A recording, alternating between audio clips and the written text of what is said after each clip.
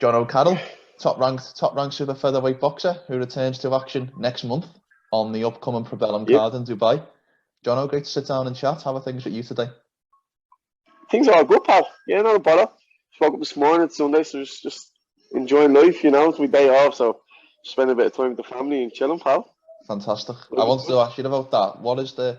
Talk to me a little bit about the move over to Dubai, because I know you're living over there full time now. Yeah, I started to move over when I was in training camp the last time. I was in Mexico. No, not the last camp, the one previous to that again. I was in Mexico and the house bloody got boiled, didn't it, with the missus upstairs and everything else in bed. So once that happened, I was like, where do I want to live? Like, you know what I mean? I want to live somewhere safe for the family and everything else. So I was speaking to a friend of mine, then Paul, and we were talking about like different tax havens and stuff like that. Where is the best place to obviously set up a company? And because there's a lot more to me than just boxing. I want to do a lot more things after boxing, So we're thinking, what's the best for my future then, And we were speaking about opening different accounts, and then it just sparked something in my brain. I was like, oh, do you know what? Like the boys, tax haven for the companies that I want to open, and the things that I want to do then after boxing just makes sense to live here, So what a fucking beautiful place to live, and decide to come to. But I literally had a conversation with him maybe 3 months ago, and here I am, here living now. You know what I mean? So it's a crazy thing how just the power of conversation between two positive people can change people's lives. You know what I mean? Now my family now lives in Dubai. You know what I mean? Mad. Obviously we know the main differences in terms of climate, in terms of setting and all of that, but just day to day, what's the biggest difference living over in Dubai?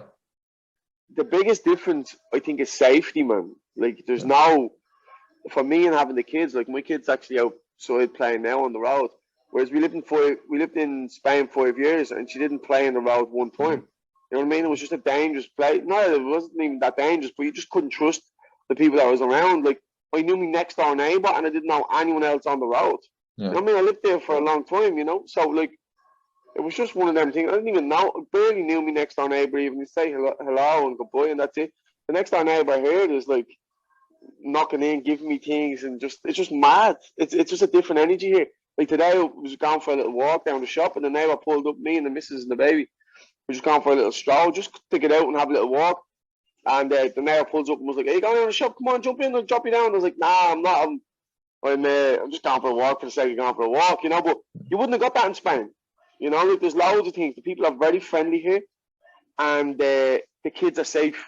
Like the kids are unbelievably safe. So that for me is a beautiful thing, most important thing. Yeah, of course. In terms of your career, do you get enough? What are the kinds of main facilities and main gyms that you're using, and do you get enough sparring partners and stuff like that to facilitate camps over there? Yeah, so I haven't. This is going to be my first camp over here, and I'm actually going to go back to Spain maybe next week to finish off and do the last 3 to 4 weeks over there. But only because my trainers over there at the minute. I've been training with different trainers here, but at the same time I want my own training, and he has fighters on the 28th of February, so unfortunately he couldn't come out here for this camp. Oh, sorry.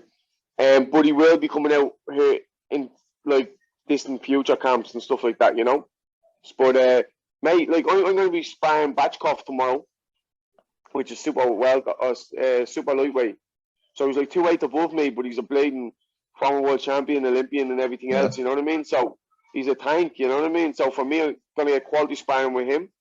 I was sparring a guy there, Josh, a super featherweight as well. They're on Friday. You know what I mean? So I'm getting spars, and then only yesterday, I was seeing a fella from round 10 gym, and he was saying, "Bro, I'm at super." He's a featherweight. He says, "I'm a featherweight. I know it's a little bit lighter than you." He says, "But I'd love to spar and do a move around. There's so many to spar and move around with here. Realistically, I have your man Josh, that's super fella. Then I have that kid, probably fella, and then I have Batchkov, that's 2 weights above. You know what I mean? So I have a nice little mixture there for the three of us to all move around. Yeah. And me getting the best of both worlds, someone lighter and someone heavier. I wanted to ask about that. Sorry to interrupt, but you'll obviously be fighting next month in the same climate. Is that going to be a daunting experience? Because I can imagine that might be a little bit taxing on the gas tank in terms of fighting in such a hot climate. No, because my last fight was here was grand. The thing is, everything indoor here is all air conditioned up the bits because Yeah. it's the same with Mexico. I was half panicking about fighting in Mexico because I got to Mexico 3 weeks or something before the fight I had in Mexico, and like the first 2 weeks, the first week, I was fit getting there. The first week, I was like, I done 4 rounds. My trainer was like, "Come on out." We were expecting to do 6, and we were saying we're just doing those easy 6 rounds today, and then next week we'll probably do 8 again. And I was exhausted after 4, and I was thinking, oh, this is going to be rough, like, you know. But once you're in the venue and it's all air conditioned, it's grand. But as far as I actually am aware, I think this one is outdoors. Yeah. This fight is outdoors in the tennis stadium. But for me, like, I'm jogging here and stuff like that. You know what I mean? Like in the climate, so it's grand. And I'll be more accustomed than someone flying in to fight me. Yeah, 100%. So that's good. What do you make on your opponent? Because first of all, I want to ask your pronunciation of his name because I'll only butcher it. How do you pronounce your opponent's name? Because I'm probably I don't know, you mad thing. I can never pronounce. I'm brutal at pronunciation, number 1. And number 2, like, just, I don't even look into them enough. Like, even my last guy I fought, don't know his name, couldn't, you know, like, so I don't really care too much about who I fight. I just kind of have a quick glance at the fights. I'm like, yeah, he's good or he's bad or whatever, you know what I mean? This fella, I actually wanted someone a little bit better class with a better record and all than this guy, to be honest. But the last fight he lost in a super featherweight, in a IBF title fight, he lost. And then like my trainer was like, Jono, he's not bum. Like, you have to look at his actual record again. He says he lost 4 fights in his first 10 fights, so he never had it easy. He was getting in, mixing it with everyone and anyone. He says, and he only lost in his last, like, whatever, like 12, 13, 14 fights. He's only lost 2 fights, and they've been both for titles. He says, so, like, you're not fighting now, boom. Like, I know it might be 6 losses on his record, but you want to be careful. Like, don't be overlooking this guy. Like, and I was like, nah, I'm not overlooking him. And I was like, probably just my ego talking there. That I'm like, you know, like, he gets 6 losses. Like, that's someone with 2 losses. Like, because, so it was just an ego thing, you know what I mean? I was like, I want someone that's, like, high caliber. But the positioning that I'm in right now, I think my team is just happy to get me out and keep me busy until hopefully we get these world title shots. Yeah. You get me? So, I don't know how to pronounce his name, but he's not a bad guy. You know what I mean? I look at him on the video and stuff like that. He's decent, you know, but I just don't care, man. If we believe we can be a world champion, no one else really matters. And I don't care who they put in front of me. If he's in my weight category and he's standing between me and a world title, that's all I have to look at. So I have to destroy this fella and just get him out of there as fast as possible and just not be taking no risks. Like my trainer said, don't be overlooking people. Like, fucking I overlooked Maxi Hughes and look what happened there, you know what I mean? So I learned my lesson. I don't overlook anyone now. Now I just have to take everyone really serious, you know? What were the, in your opinion, you mentioned there overlooking Maxi Hughes, what was the main reasons behind that? Did you not think he was as good of a fighter as you? Did you not think he'd fought similar opposition? Why do you think you went into that fight perhaps overlooking Hughes? I don't think I even went into the fight really overlooking Maxi Hughes. It wasn't that so much of the case, like, I think I'm better than him or anything like that. What happened was, it was in mad COVID times, and we were at taking a little bit of a layoff. So I was at that putting on a bit of weight and stuff like that. And they didn't want to do, they wanted to do it at a catch weight, so it was in between super feather and lightweight. And I was like, yeah, fuck it, I don't want to make super feather anyway. You don't want to put on weight over this COVID stuff in the gap for weeks on end. Yeah. We had a bad COVID, you know what I mean? So it was like, we were just stuck in the gap. No gym, no nothing. So it was the first fight after that. And then what happened was, so I was happy to do the catch weight. But then, because of the COVID and the restrictions shit, they wouldn't let us fly from Spain straight to England. So that was a bit of a melt. So I had to fly to Ireland then in order to quarantine for fucking 10 days or whatever you have to do. Yeah.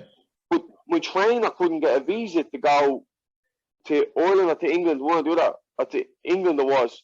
Or Ireland. So now, lucky enough, he has a Spanish passport, but then he had a Russian passport and they wouldn't give him the visa. So I was like, fuck it, it's sweet, don't worry about it. But this is like the last 3 weeks of camp. And I went over to Ireland by myself. You know what I mean? Having the kind of quarantine. I was doing my own training in like just gyms that was close by. Just going, hitting the bikes by myself. You know, all these sort of things. I was getting spars off people that was like much lighter than me. Even though Maxi, the weight was above me. But it was either that or sparring like Gary Cully that was like real tall. They just weren't the same similar styles on that. So it was like, okay, like, but everything I was doing was like, okay, like a little bump in the road, okay. I was like, I'll go to Ireland for 2 weeks on my own. Then I'll go to England without me coach there and have me dad. I'll get me dad to do the corner. Fuck it, I'll get me dad to do the corner. And then we're sitting in the hotel the week of the fight, and then Maxi's trainer and that is like, oh, we can't make that catch weight. We're gonna have to do it at lightweight because there's no bats in this hotel, and we're all quarantined in this hotel. It's not like we can go somewhere and have a bat or a sauna. So again, I was like, okay. You know what I mean? There was so many things that I was like, but my, like, again, ego was just like, fuck it, it doesn't matter. You do what you want. They're still gonna beat him anyway. And then I went in with that mindset. You know what I mean? And to be quite honest, not being bad, like, but I still to this day, like, believe I beat Maxi Hughes. Even when I watched the fight, I'm like, fucking won that fight. Like, where can you give him them rounds? Like, yeah, it might have been a close fight, but I at least won. What was it? I think it was a 10 round. That was it. Like, I at least won like 6 of them rounds, in my own opinion. You know what I mean? My opinion means jack shit with them fucking judges. But again, what I said to my dad was, Dad, don't cheer me on. Don't be pushing me to do this, pushing me to do that. Let me just focus. I know what Albert wants me to do. I'm just going to do it. So my dad didn't really have a say in the corner almost. You know, my dad's an amateur coach as well. Dad didn't really have a say in the corner because I was telling them what they did. Like, don't do this. Don't be cheering when I'm fighting or I just want to focus, you know. Because my dad can push it a lot, you know. Like, I see him with amateurs and with me as an amateur as well. Even if you're fucking winning the fight or winning the round, he's like, do this, do this, do this, do this, do this. And he wants you to walk. It's not a bad thing when you're in the amateurs because you have to be like that. But I wanted to be focused in the fight, so I didn't want that. But like, there was times when Maxi threw a jab and it hit me on the gloves and his trainer was like, yeah, clapping. And then my dad was quiet when I was landing my things, so I told him to be quiet. So like, sometimes that can affect the judges then, who's winning and who's losing. There's loads of little factors to it. So I wouldn't say I overlooked them, but there was loads of things that I was just like, my ego was like, fuck that. Because my advisor was like, fuck that, come home. Go home. Like, you're not have to be in Ireland for fucking, or you're not have to be in Spain, which are trying for 3 weeks. What are you thinking? Like, fuck this. So what if you're headlining the show? Like, that's just bullshit. Like, don't mind that. Go home. Like, go back to Spain and we get you a proper fight. Like, all these things, there's one thing after another constantly happening. And now they can't make the weight.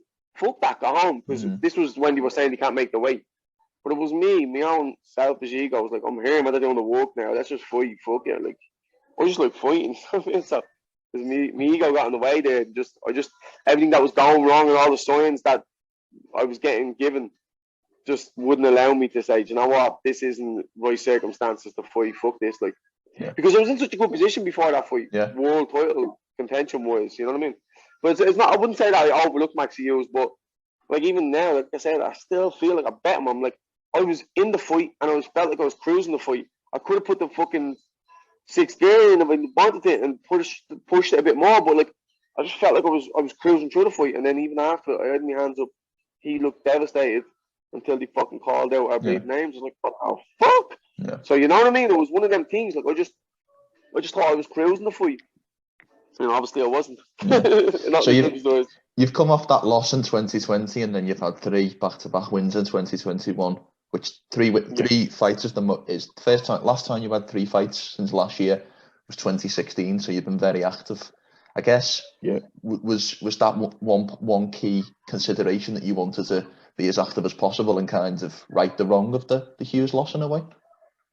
Yeah, for sure. Because I went back after that. I had a holiday booked already. After the Maxi Hughes thing, and like a week after I went on holidays, and I was fucking in the gym training like through my holiday. My missus was like, "Are you for real? You only finished the fight. Like, you fucking relax." Like, no, me bollocks. Like, I'm not. That shit ain't happened to me again. You know what I mean? I was like, I know, like, wherever I thought I was winning the fight, but I should have fucking won that more convincingly. Like, and if I had been 1 or 2% better, I would have won that more convincingly. So, like, I'm going to be better from now on. So, like, I said that to my team. I just want to be active, keep me active. And I actually would have got 4 in last year if the fight hadn't got cancelled. Remember when my fight got pushed back? Yeah. I would have actually got another one in as well. So it was one of them things. I just want to be active, and I want to be. I just want to be the best version that I can be for the next few years. I don't want to take breaks anymore. You know, like that COVID break. I took a break. You know what I mean? I was like eating cake every day. I just wasn't like, you know, we're in COVID times, you know what I mean? I was eating like weed brownies and all. I was eating just stupid shit, you know what I mean? Like, I was bored. Yeah. So it was just, you know what I mean? It's just one of them things. I just didn't think I was going to fight in ages, and then I just got the call, and I just jumped at it, you know what I mean? But I want to be focused from now to the end of my career. I don't want no more breaks. I don't want no more off time. It's like all or nothing for me now, you know what I mean? Yeah. So, and I feel like that always benefits me when I'm active constantly. I always box great. And I've even walked through injuries, even through them 3 fights. I've walked through injuries. I've had injuries, and I'm like, fuck it, I don't care. Let's just walk around them. Let's just keep going, keep going, keep going, keep pushing it. Body is just a vessel holding this crazy fucking spirit. So, so I don't care what I have to do to this body. You know what I mean? I'll fuck it up in order to get my goals and my dreams.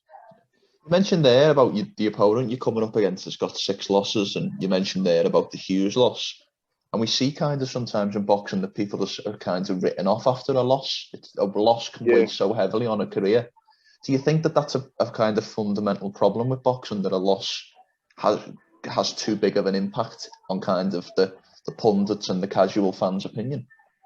Yeah, for sure. Like, I definitely feel that way when it comes to a loss, like, for an example, the Maxi Hughes loss, which is like, if you've got a loss and you've been, say, destroyed or knocked out and been like embarrassed or something in the fight, then that loss should be like, oh, you need to go back to the drawing boards and work on a few things there, pal. But like, I've never, even in my 2 losses, number one, you've been to 2, either former world champion or current world champion. Yeah.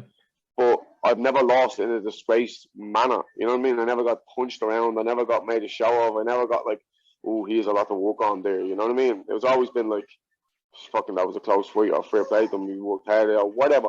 But I just believe that boxing is always one of them. If you're on form, you can beat anybody, and that's what the most exciting thing is about boxing. Like, I've often came in and got battered on a fucking Friday because I've been working hard all week and I was exhausted and burning the candle at both ends, and then battered on Friday, and on the same the 3 days later or 2 days later on Monday, then punched the head off the same guy who battered me on Friday. So it's all got to do with like your mental state, your how you are physically as well. So like, some people can make weight wrong and they can fight terrible, or you know what I mean. And that is only looking at what happened on that night. We can all have off days. Yeah. Everyone can have off days in their jobs and whatever. For a boxer, it's horrible because you're in the public's eye and you're criticised every time you catch a loss or a draw or whatever. But no matter what, like, like, I think it's more or less the whole Floyd Mayweather thing started that, or a loss can define your career, like, you know, like. But realistically, when you look at the likes of Muhammad Ali, Mike Tyson, like Roberto Duran, fucking all the legends that you can think of, really go through them. They all had losses at some stage of their career. Like, there was 1 or 2 maybe in the history of boxing, but like, fucking hell, come on. Yeah, that's the history of the boxing. This is the history of the sport. Like, and I was never one of them that wanted to just pick like my fighters. Like, I always say, when my team sends me a fighter, I'm like, yeah, like, if you want me to fight that, no problem. I'm just a fighter, mate. Don't be giving me them options like yes or no. I don't fucking care. Like, I'll punch that off anyone. Give me enough money and I'll beat up anyone. I don't care. Like, I genuinely don't. Like, I don't care how I fight, when I fight. If you give me enough time, give me anything more than eight weeks to train, and I'll fight anyone. I genuinely don't care. Give me enough fucking cash and I'll fight anyone. Yeah. What's the route back to a world title? You've obviously come off the Tevin Farmer world title fight loss a couple of years ago. When you look at the super featherweight division, who do you look at as kind of the way that you get back to a world title opportunity? Well, I'm already ranked in the WBA now. I'm basically number 1. I think I'm number 2 until they fight. And then I'll be ranked number 1. But I've already won the world title eliminator for that. So that's more or less the route probably that we're going to go down is the WBA title. But again, let's say they fight for the world title. They don't have to choose to fight me for like 9 months, and then they're made to fight me. Yeah. So if that's the case and they choose not to fight me straight away, then I'm happily going to fight a lot of blading domestic fights in Ireland or England. You know what I mean? Give me fucking... I don't know, there's a few people that are highly ranked that I just think I can beat there. Yeah. You get me? Like, like Zelfa Barrett, I'd love to give Zelfa Barrett a hide. No problem. I think that's easy work, you know what I mean? Like there's loads of good names there in Ireland and England. Yeah. So I'm happy to fight those guys. A lot of people try to stay away from the domestic things. I'm like, nah, give me that. I loved when we fought Deco. It was fucking deadly. The domestic rivalry, you know what I mean? 2000 Dublin, like that was great. I enjoyed it. So I care about whether I have to wait 9 months. If I do have to wait 9 months, best believe I will be in one of those big fights. Even Archie Sharp, highly ranked. I'd love to fight Archie Sharp, like because then I'd be highly ranked. I think he's highly ranked in the. He's number one at WBO. He's number one at WBO. So he's number one at WBO. I'm number one at WBA. There's a perfect fight. Yeah. If none of us are getting the world title fight next year, like until next year, let's say for an example, I'm happy to fight any of them. We at least we get to take each other's ranking then. At least there's something to fight for there. You get me? There's many fights there. There's many fights. I'm not going to keep naming out names, but like I'm happy to fight those domestic lads that are doing good. You know what I mean? Or have a bit of a name because you get nearly just the same money for blade net fights as you will for the world title anyway. As if it's built up correct, you know. 100%. I've got one final question for you. I ask this question to every guest, and it doesn't. We've just talked about the world title fight, so it doesn't have to be related to that. But what are your goals for 2022? What do you want to accomplish in this calendar year? No losses. Bank. I have it in my goal book that I want to earn. Like I think I earn 500 grand, something like that. I have in my goal book. So I want to earn 500 grand this year. And I want to invest in 2 properties that I also have. I want to buy 2 properties to rent out. That's another goal that I have. So it's not like what do I want to accomplish. These are shit that I have to. I haven't wrote down my book. I'm fucking reading it every night and every morning. But this is shit I have to accomplish. So I don't care whether I earn that money or I go in and take the money out of the bank without a balaclava on. It doesn't matter. I'll be getting them 2 properties. I'll be putting myself on. Like I already have a property, but I want to start putting myself on the property ladder for investments. You know, for that sort of shit. So I'm in the middle of setting up my business now at the minute. So I have loads of things that I want to accomplish by the end of this year. By the end of this year and then the end of next year, I want to be financially secure that I can walk away from boxing if I want, and I can be earning a nice fucking chunk every month. You know what I mean? For just doing what I enjoy, living life like a fucking king. Well, that's a fantastic goal to hear, and it's nice to. It's quite refreshing to have someone come on and give me a goal like that. That's not career driven, a little bit more outside of boxing. Yeah, because career at the end of the day, like I'm not just a boxer. Like people like hold their values, or I don't know whether it's an ego thing. It's like, oh, I'm a boxer and I'm a this. I don't give a fuck, man. I have wrote in my thing in my goal book as well. I'm a world champion, so I want to believe that shit. I'm a world champion and I'm an investor. I want to be investing all this cash that I'm making from boxing. So at the end of the day, I can sit back comfortably when boxing's all said and done. So I'm not just a one-trick pony, man. I have many fucking tricks up my sleeve to earn cash, and I just want to be living the same life I'm living now when I retire. You get me? I don't want me just fighting and spending all my money like a fucking clown. You know what I mean? I want to be investing my money. So when I go, my kids are left a nice bleeding chunk of money, a chunk of wealth. So they're not financially fucked the way I was growing up and having to do stupid shit. You know what I mean? For money, I want to. When my kids turn 18 or whatever, I want to be like, yeah, there's 2 or 3 apartments for you. Go and look after them. Make sure you fucking stay on your hustle. And this is how you get loads of money out of the bank. And this is how you do this. And this is how you do that. Avoid paying tax where you live in this great country, so you don't really have to. But you know what I mean? This is all the shit that I want to like teach my kids. So every year, every fucking day is a day and an opportunity to become better. So that's what I'm trying to be, and trying to break those generational curses on our family that kept us broken and enslaved. I want to fucking live like a king and create generational wealth. That's my ultimate goal. Well, that's a fantastic goal, and I think that's the best place for us to end. So very much thank you for your time. Very much look forward to seeing you back in action, and thanks for a great conversation. My pleasure, my brother. God bless. Before we finish, Jono, how can people find you on social media, and any sponsors you want to plug, anything like that? The floor is yours for the last word. Yeah, no, listen, you want to follow me on social media, on my Instagram, it's Jono_KK_Carroll. But I think actually, he asked me only yesterday, they want to in sync it with me Facebook name, so you can just kind of probably find me on Jono Carroll. Jono it is, not Jono, Jono, Jono. I don't know fucking where I ever used that, but I just did. It stuck from when I was a kid. And the same on Twitter and Facebook. And just a big shout out to all my sponsors. Without them, I wouldn't be here. I don't need to start listing them off. There's a few of them. There's like 5 or 6 like quality sponsors that I have there. But they are all individually just as fucking important. They've got me to this point, you know. I've been broke many times in boxing, and my sponsors is what paid for my camps, paid for my flights, paid for certain things. So, you all know who you are. I don't need to list you out. But huge shout out. Thank you. I appreciate it.